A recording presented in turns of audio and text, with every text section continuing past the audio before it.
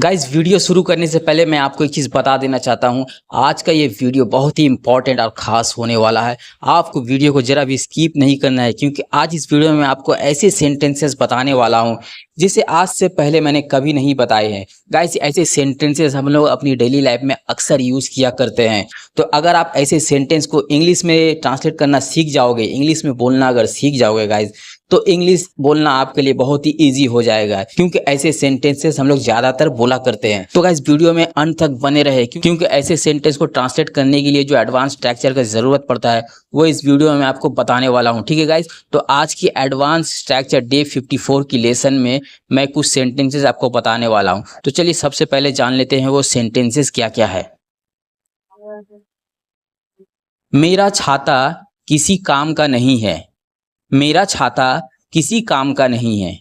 हम लोग ऐसे कभी ना कभी बोलते हैं गाइस, जैसे कि हमारे छाता फटा हुआ है या टूटा हुआ है, तो हम लोग बोल रहे हैं कि मेरा छाता किसी काम का नहीं है। मतलब जब भी मैं उसे ओढ़कर जाता हूं तो बारिश की बूंदें अंदर आ जाती है, धूप पे जाता हूं तो धूप लगती ही रहती है, इसलिए मेरा छाता किसी काम का नहीं है। या फिर हम लोग ऐसे बोलते हैं, तुम्हारा दोस्त किसी काम का नहीं है। तुम्हारा दोस्त किसी काम का नहीं है, मतलब तुम्हारी दोस्त से किसी भी तरह की हेल्प मांगू तो वो करता नहीं है, पैसे उधार मांगू तो देता नहीं है, कोई भी हेल्प वो करता नहीं है, तो तुम्हारा दोस्त किसी काम का नहीं है।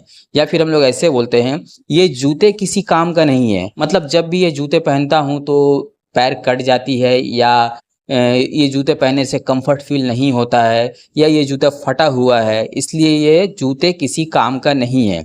या फिर हम लोग ऐसे बोलते हैं, ये कलम किसी काम का नहीं है। मतलब इस कलम से लिखाई ठीक से हो नहीं रही है, या इसकी काली या इंक इसकी खत्म हो चुकी है, या फिर कलम से लिखते हुए कंफर्ट फील नहीं हो रहा है, तो हम लोग बोल रहे हैं ये कलम किसी काम का नहीं है।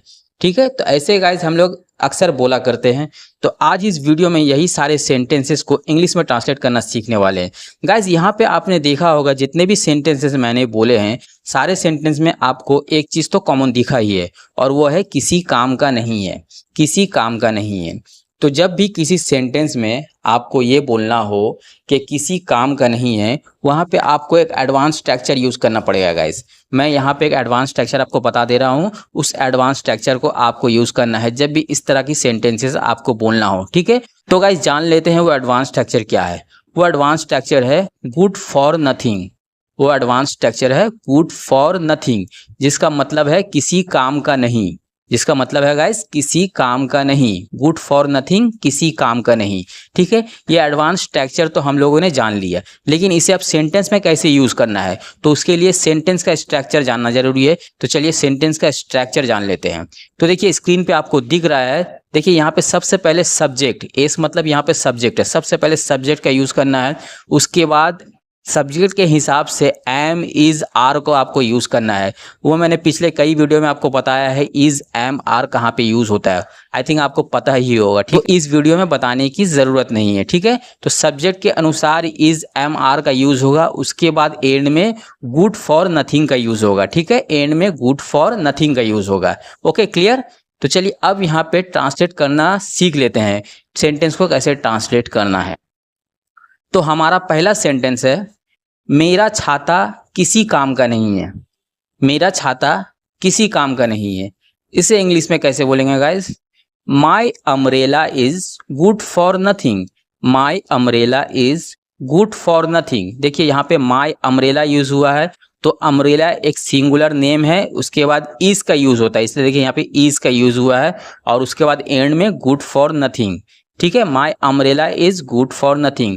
स्ट्रक्चर मैंने जैसे बताया है सेम वैसे ही सेंटेंस बना। देखिए सब्जेक्ट, उसके बाद एम इज आर, इसको देखिए सबसे पहले सब्जेक्ट, उसके बाद एम इज आर का यूज होगा, उसके बाद गुड फॉर नथिंग। तो देखिए यहाँ पे सेम यूज हुआ है, माई umbrella is good for nothing. My umbrella subject है, उसके बाद इज का यूज हुआ है, और उसके बाद गुड फॉर नथिंग। ठीक है, चलिए नेक्स्ट एग्जाम्पल देख लेते हैं। तुम्हारा दोस्त किसी काम का नहीं है। तुम्हारा दोस्त किसी काम का नहीं है। अब इसे इंग्लिश में कैसे बोलेंगे गाइस? देखिए, योर फ्रेंड, तुम्हारा दोस्त मतलब your friend is good for nothing. किसी काम का नहीं है, good for nothing. Your friend is good for nothing. तुम्हारा दोस्त किसी काम का नहीं है। तो देखिए गाइज यहाँ पे सबसे पहले सब्जेक्ट का यूज हुआ है योर फ्रेंड, ये एक सब्जेक्ट है। उसके बाद इज, उसके बाद देखिए गुड फॉर नथिंग, तुम्हारा दोस्त किसी काम का नहीं है, your friend is good for nothing. देखिए यहाँ पे योर फ्रेंड के बाद इज का यूज हुआ है क्योंकि यहाँ पे भी सिंगुलर नेम है, ठीक है। चलिए नेक्स्ट एग्जाम्पल देखते हैं।